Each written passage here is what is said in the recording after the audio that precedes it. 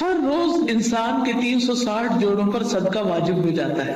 یعنی ہر روز جب صبح ہم کرتے ہیں تو ہمارے اوپر صدقہ لازم ہوتا ہے. لیکن ہم میں سے ہر ایک کے پاس اتنے پیسے یا اتنا مال و دولت نہیں ہوتا کہ ہم صدقہ کر سکیں.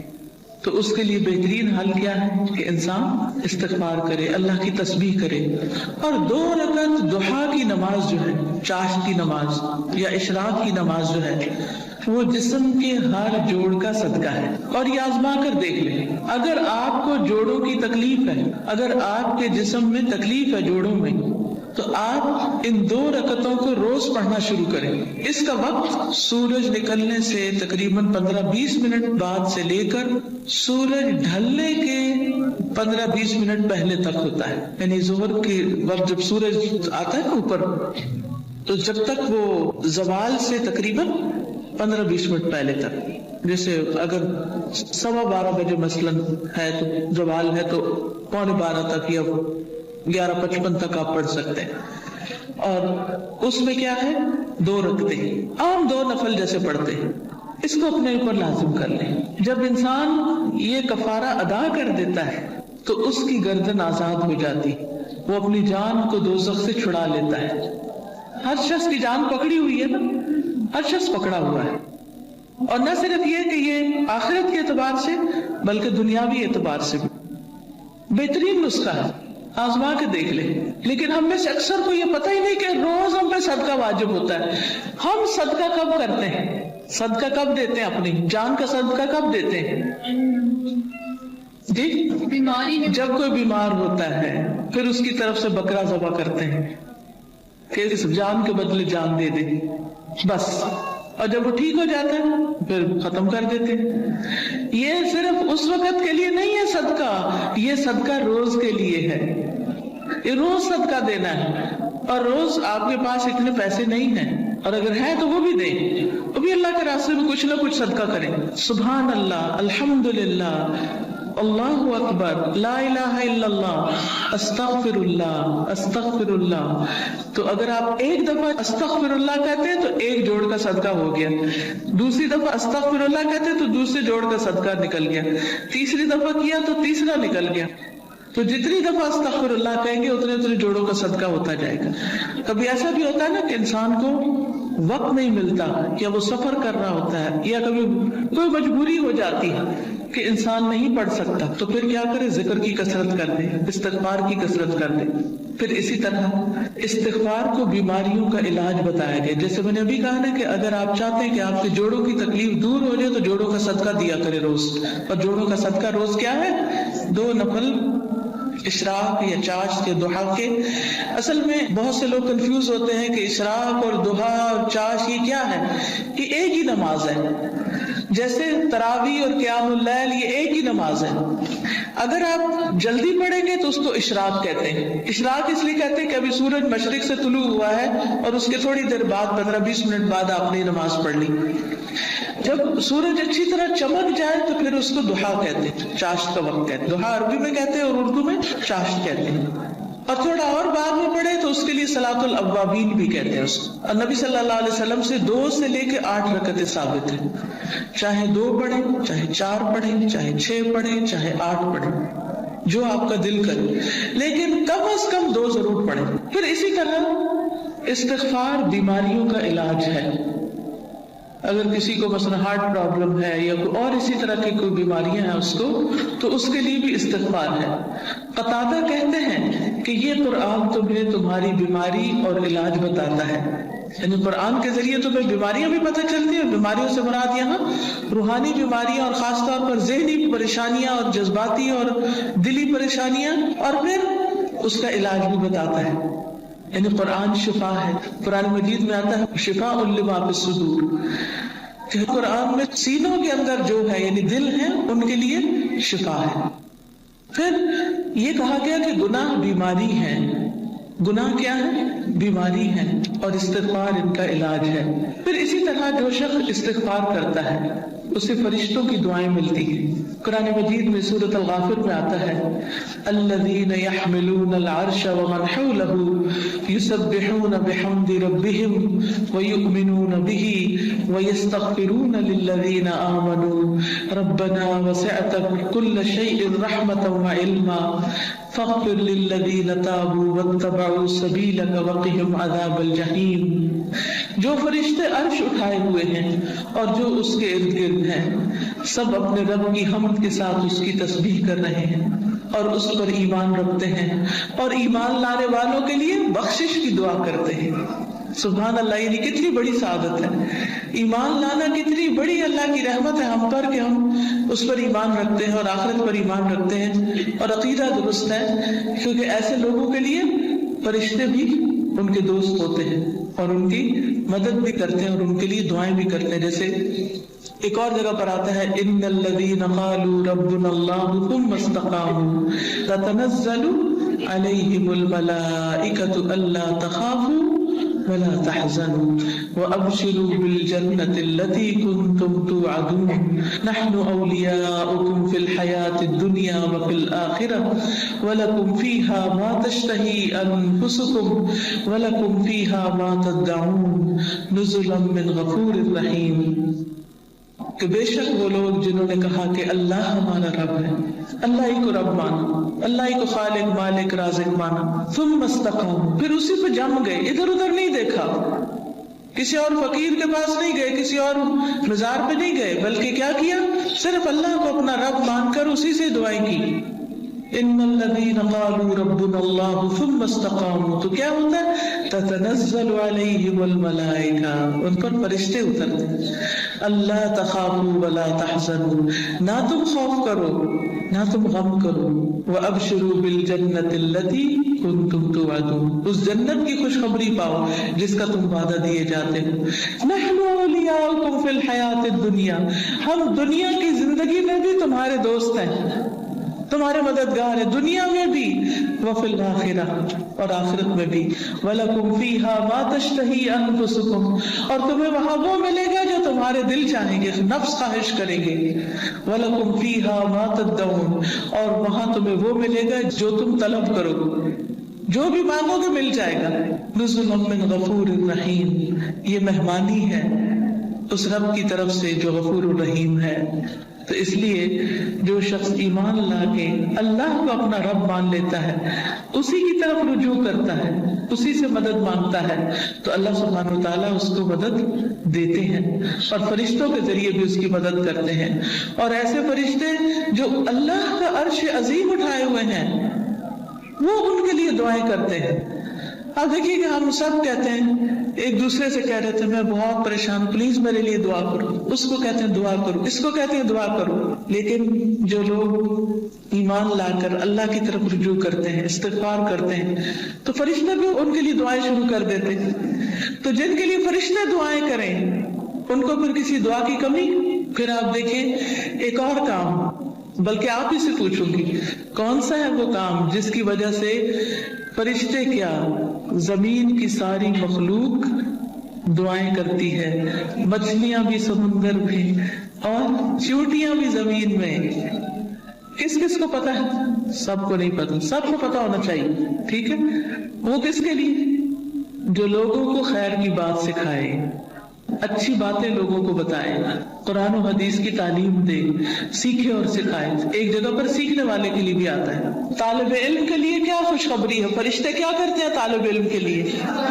اپنے پر بچھاتے ہیں تواضع سے، اس کی رسپیکٹ کرتے ہیں. اور ایک اور میں آتا ہے یعنی اس کے اوپر سایہ کرتے ہیں. کتنی بڑی خوشخبری.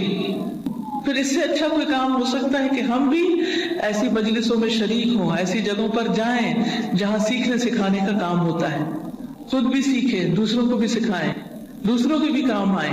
جب آپ یہ کام شروع کریں گے تو فرشتے آپ کے لیے دعائیں شروع کر دیں گے، مچھلیاں آپ کے لیے دعائیں شروع کر دیں گی، چونٹیاں آپ کے لیے دعائیں کریں گی. اور آپ کو پتا ہے کہ جب چونٹی بھی دعا کرتی ہے تو اللہ تعالیٰ سنتا ہے. ایک دفعہ حضرت سلیمان علیہ السلام اپنے لشکر کے ساتھ نکلے کہ بارش کی دعا کریں. تو آگے گئے تو دیکھا کہ ایک چونٹی اپنی پیٹھ کے بل لیٹی ہوئی ہے اور اپنے ہاتھ اوپر کیے ہوئے ہیں، اللہ سے دعا کر رہی ہے کہ یا اللہ تو پانی برسا تاکہ ہماری پیاس ختم ہو، یعنی ہم سیراب ہوں۔ تو حضرت سلمان اپنے لشکر کو لے کے واپس چلے گئے کہ اللہ نے اس چونٹی کی دعا سن لی ہے۔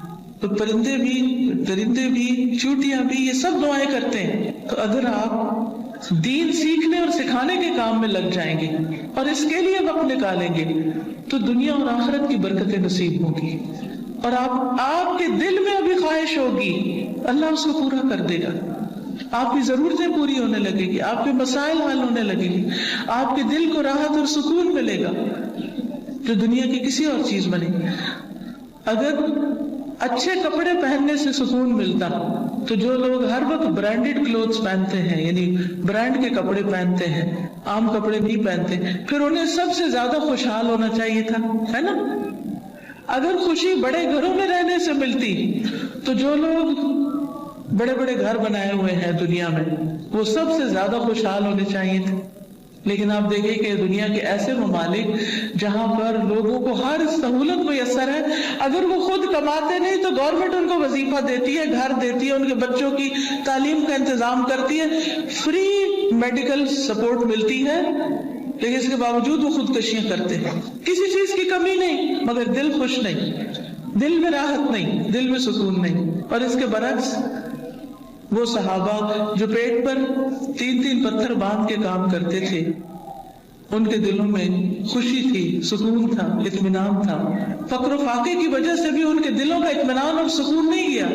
آج اگر ہمیں تھوڑی سی بھی کمی ہو تو ہم پریشان ہو جاتے ہیں، کسی بھی چیز کی کمی لگتی تو ہم پریشان ہو جاتے ہیں، یا پتہ نہیں کیا بنے گا، کیا ہوگا ہمارا۔ تو جو شخص اللہ کے راستے پر نکل آتا ہے، فرشتے اس کے لیے دعا کرتے ہیں۔ فرمایا جو فرشتے عرش اٹھائے ہوئے ہیں اور جو اس کے ارد گرد ہیں سب اپنے رب کی حمد کے ساتھ اس کی تسبیح کرتے ہیں اور اس پر ایمان رکھتے ہیں، ایمان والوں کے لیے بخشش طلب کرتے ہیں اور کہتے ہیں اے ہمارے رب، تو نے اپنی رحمت اور علم سے ہر چیز کا احاطہ کر رکھا ہے، لہٰذا جن لوگوں نے توبہ کی اور تیری راہ کی پیروی کی تو انہیں بخش دے اور دوزخ کے عذاب سے بچا لے۔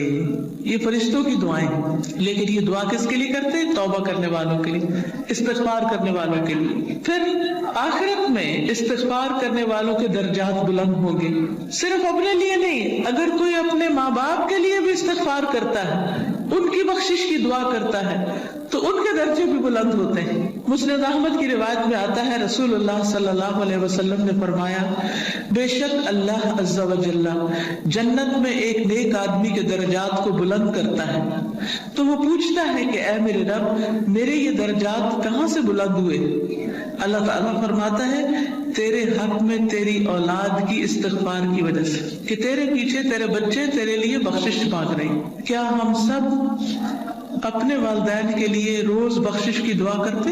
تو پھر ہم اپنی اولاد سے کیا توقع رکھتے ہیں کہ وہ ہمارے لیے کریں؟ ہاں، جو لوگ نماز پابندی سے پڑھتے ہیں وہ ضرور کرتے ہیں۔ کیسے؟ ربنا اغفر لی ولوالدی وللمؤمنین یوم یقوم الحساب۔ بس ضرورت اس چیز کی ہے کہ ہم توجہ کے ساتھ کو دعا پڑھیں، یہ نہیں کہ دھیان کہیں اور ہو، ربنا اغفر لی ولوالدی وللمؤمنین یوم یقوم الحساب، جلدی نہ، آہستہ آہستہ اور مانگ کے اللہ سے، اللہ ہمیں اس کی توفیق عطا فرمائے اور ہمارے بچوں کو ہمارے حق میں صدقہ جاریہ بنائے۔ پھر اسی طرح جن لوگوں کے نامہ اعمال میں استغفار زیادہ ہوگا وہ بہت خوش ہوں گے، انہیں نہایت خوشی نصیب ہوگی۔ نبی صلی اللہ علیہ وسلم نے فرمایا جو شخص یہ بات پسند کرتا ہے کہ اس کا نامہ اعمال اسے خوش کر دے، یعنی وہ اپنی کتاب دیکھے اور خوش ہو جائے، تو اسے چاہیے کہ وہ کثرت سے استغفار کیا کرے، کیونکہ اس سے کیا ہوگا؟ ساری وہ چیزیں مٹ جائیں گی جو اس کے لیے پریشانی کا باعث ہوں گی۔ مثلا آپ کچھ لکھتے ہیں اور لکھنے میں غلطی ہو جاتی ہے، پھر آپ کیا کرتے ہیں؟ اس کو اریز کرتے ہیں، کبھی کیا کرتے ہیں؟ اوپر وائٹر لگا دینا۔ تو استغفار کا مطلب پھر ڈھانپ دینا، یعنی غلطیاں نظر نہ آئیں۔ ہم سب غلطیاں کرتے ہیں لیکن استغفار کرتے ہیں تو جو غلطیاں وہ مٹتی چلی جاتی ہیں، ختم ہوتی چلی جاتی ہے اور نامہ اعمال بہترین ہوتا جاتا ہے۔ اور قیامت کے دن انسان اپنا نامہ اعمال دیکھے گا تو اس میں بس اچھائیاں ہی اچھائیاں ہوں گی، کیونکہ برائیاں تو ساری توبہ سے صاف ہو گئی، تو اس وقت انسان کتنا خوش ہوگا۔ مثلا آپ کی ٹیچر آپ کو پرچہ واپس کرے اور 100/100 نمبر ہوں تو آپ کی خوشی کا کیا ٹھکانا ہوگا؟ بہت زیادہ خوش ہوں گے کہ میرا تو ایک بھی نمبر نہیں کٹا، سارے ادھر، کوئی ریڈ نشان نہیں ہے، کوئی کاٹا نہیں ہے. تو سوچئے قیامت کے دن اگر آپ دیکھیں کہ آپ کی کوئی غلطی اس میں نظر ہی نہیں آ رہی، سب صاف مٹ گئی، ڈھانپ دی گئی، تو خوشی کا کیا عالم ہوگا. کیونکہ سب سے زیادہ تو پریشانی اسی بات سے ہوتی ہے نا کہ پتہ نہیں وہاں جائیں گے تو کیا نظر آئے گا اور اس کو شرمندگی نہ ہو زیادہ. پھر اسی طرح عبداللہ بن بصر کی روایت ہے کہ نبی صلی اللہ علیہ وسلم نے فرمایا مبارک ہو اس کو جو اپنے نامہ اعمال میں کثرت سے استغفار پائے، کہ بہت زیادہ استغفار ہے اس میں. پھر اسی طرح استغفار جنت میں داخلے کا ذریعہ ہے. اللہ تعالیٰ فرماتے ہیں یا ایھا الذین آمنوا توبوا الی اللہ توبۃ نصوحا عسى ربکم ان یکفر عنکم سیئاتکم ویدخلکم جنات تجری من تحتها الانہار. اے لوگو جو ایمان لائے ہو، اللہ کی طرف توبہ کرو، خالص توبہ، سچی توبہ، پکی توبہ، صحیح والی توبہ. قریب ہے کہ تمہارا رب تم سے تمہاری برائیاں دور کر دے اور تمہیں ایسے باغوں میں داخل کرے جن کے نیچے نہریں بہتی ہوں. یعنی غلطیوں کی معافی ہو جائے تو جنت کے راستے آسان ہو جائیں گے، اور اس کے لیے معافی مانگنی ہوگی، استغفار کرنا ہوگا. پھر اسی طرح جہنم سے بچنے کا ذریعہ بھی استغفار ہے، کیونکہ کچھ لوگ جہنم میں ڈالے جائیں گے تاکہ ان کو ان کی غلطیوں کی سزا ملے. جب وہ سزا بھگت لیں گے پھر نکال کے جنت میں بھیجے جائیں گے. اس وقت بھی آپ کو گرمی لگ رہی ہوگی تو دل گھبرا رہا ہوگا. یہ تو وقتی گرمی، اور ایسی بھی نہیں کہ جس سے انسان کو یعنی بہت تکلیف. ٹھیک ہے انکمفرٹیبل ہوتا ہے انسان، وہ الگ بات ہے، لیکن اس میں بھی انسان کیا چاہتا ہے کہ فوراً ہوا میں نکلے، تازہ ہوا میں، اور فریش ہو. کہاں آگ میں ہو انسان. ہم میں سے کس کے اندر ہمت ہے کہ وہ آگ کو برداشت کرے؟ کیا کسی کمرے میں، کسی گھر میں، کسی جگہ آگ لگی ہوئی آپ اس کے اندر جانا پسند کریں گے؟ دور سے بھاگیں گے، دھواں دیکھ کے بھی اس طرف نہیں جائیں گے کہ کہیں وہ آگ پھیل کے مجھ تک نہ آ جائے. تو قیامت کے دن ہم میں سے کوئی بھی نہیں جانا چاہے گا. اور اس کا طریقہ کیا ہے؟ پھر ہم دنیا میں ہی کثرت سے استغفار کر لیں، دنیا میں ہی معافی مانگ لیں تاکہ جہنم میں جانے سے بچ جائیں. اور اگر معافی نہیں مانگتے تو لا الہ الا اللہ پڑھنے کی وجہ سے جنت میں تو انشاءاللہ جائیں گے، لیکن سزا بھگت گے، اور وہ سزا بہت سخت ہے، اور نہیں پتا کہ کتنے عرصے کے لیے مل جائے، کیونکہ ہر ایک کی جیل کا وقت جو ہے مخصوص ہوتا ہے. رسول اللہ صلی اللہ علیہ وسلم نے فرمایا اے عورتوں کے گروہ، عورتوں سے خطاب ہے ہم سب سے، اے عورتوں کے گروہ صدقہ کرتی رہا کرو اور کثرت سے استغفار کرتی رہا کرو، کیونکہ میں نے دوزخ میں جانے والوں میں سے زیادہ تر عورتوں کو دیکھا ہے. دوزخ کی اکثر آبادی عورتوں پر مشتمل ہے. ان عورتوں میں سے ایک عقل مند عورت نے عرض کیا کہ ہماری کثرت سے دوزخ میں جانے کی وجہ کیا ہے؟ عورتیں کیوں زیادہ ہوں گی جہنم میں؟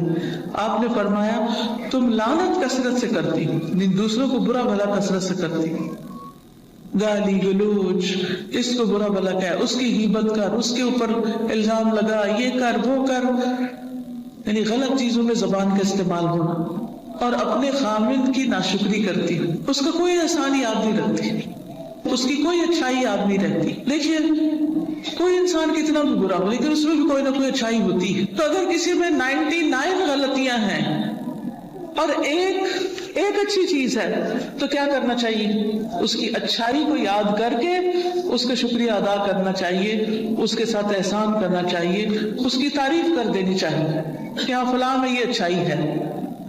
ہم عام طور پر کیا کرتے ہیں کہ جو ہمیں اچھا لگے اس کی تو کوئی برائی بھی ہمیں نہیں بری لگتی، اس پر بھی ہم خوش ہوتے رہتے ہیں، واہ واہ کرتے رہتے ہیں، اور جو برا لگے اس کی کوئی اچھائی ہمیں نظر ہی نہیں آتی. تو یہ نہیں کرنا چاہیے. تو حل کیا ہے کامیابی کا؟ کہ ہم ایک طرف نیک اعمال کریں، پھر ان نیک اعمال کی حفاظت کریں، دوسری طرف گناہوں سے بچیں، اور پھر اگر ہو جائے انسان ہونے کے ناطے تو پھر کیا کریں؟ اللہ تعالیٰ سے استغفار کریں. اس مقصد کے لیے یہ ایک کارڈ چھپایا گیا ہے جس میں استغفار کی دعاؤں کو اکٹھا کیا گیا. کس کس کے پاس ہے؟ اٹھا کے دیکھیں. الحمدللہ. اور جس کے پاس نہیں ہے وہ اسٹال سے لے بھی سکتے ہیں. ٹھیک ہے. تو اب آپ دیکھیے کہ جس کے پاس یہ کارڈ ہے وہ تو ٹھیک، جس کے پاس نہیں لازماً آپ کے پاس ہی ہونا چاہیے، کیونکہ یہ ساری دعائیں ہمیں زبانی یاد نہیں، اور ہم میں سے ہر ایک یہ بھی نہیں کر سکتا کہ جا کے کتابوں میں سے ڈھونڈے، پورے قرآن میں سے نکالے، کتابوں میں سے نکالے، اور پھر یہ دیکھے کہ صحیح کون سی ہے اور کون نہیں، اور پھر ان کو اکٹھا کرے۔ تو الحمدللہ اللہ کے فضل سے یہ دعائیں آپ کے لیے اکٹھی کر دی گئی۔ کوشش کریں کہ ہر روز ان دعاؤں کو آپ پڑھیں، لیکن اگر ہر روز نہیں پڑھ سکتے تو جس وقت آپ کو پریشانی ہو، بے چینی ہو، بیماری ہو، خوف ہو، گھبراہٹ ہو، مرنے کا خوف ہو، آخرت کی پکڑ کا خوف ہو، فکر ہو، آپ کے اندر بے چینی اور اضطراب آ جائے، فوراً استغفار کرنا شروع کریں۔ اس کے بغیر بھی کریں اور اس کے ساتھ بھی کریں۔ اب آپ نکالیے، میں آپ کو کچھ دعائیں کہلوا دیتی ہوں تاکہ ان کا صحیح پروننسیشن آپ کو آتا ہو، صحیح تلفظ آپ کو آتا ہو۔ اس کے علاوہ یہ کچھ اور کتابیں بھی ہیں، جیسے محمد صلی اللہ علیہ وسلم کے معمولات وغیرہ، پھر اسی طرح یہ نور العلم کوئی کورس شروع ہو رہا ہے، اس میں داخلے کے پیچھے سے آپ فلائر لے سکتے۔ اسی طرح قرآن و سنت سے لی ہوئی صحیح دعائیں، دعا کیجیے نام کی کتاب میں ہے، بہت سی دعائیں یہاں پر ملے گی آپ کو۔ یہ کتاب اگر آپ کے گھر میں ہو تو ہر موقع کی دعا اس میں آپ کے لیے۔ اسی طرح ذکر کے بارے میں کارڈ ہے، جادو کے بارے میں بہت سے لوگوں کے ذہن میں سوال ہوتے ہیں، پریشان رہتے ہیں کہ جادو کی حقیقت پر اور پھر اس کا علاج کیا ہے، اس پر یہ کتاب ہے۔ پھر اچھا اخلاق انسان کے نامہ اعمال میں بہت بھاری نیکی ہوگی، تو اس پر یہ کہ اچھا اخلاق ہے کیا کیا کرنا ہوتا ہے، احادیث پر مشتمل یہ کتاب ہے۔ پھر اسی طرح صدقہ و خیرات جو ہے وہ بلاؤں کو ٹالتا ہے، بلا آنے سے بھی روکتا ہے، اور جب آ جائے تو اس کو بھی دور کرنے کا ذریعہ بنتا ہے۔ جیسے ایک حدیث میں آتا ہے، داؤ مرضاکم بالصدقات، اپنے مریضوں کا علاج صدقے سے کرو، یعنی اگر کوئی بیمار ہو جائے تو صدقہ کرنا شروع کر دو، تو صدقہ بھی ایک علاج ہے۔ تو یہ صدقہ خیرات کس طرح ہوتا ہے، اس پہ احادیث پر مبنی یہ کتاب ہے۔ پھر اسی طرح رات کو سوتے وقت کے اذکار ہیں، رات کی نیند کیسی ہونی چاہیے اور کیا کرنا چاہیے کیا نہیں کرنا چاہیے، سنتیں کیا ہیں، تو یہ سونے جاگنے کے آداب اور اذکار ہیں۔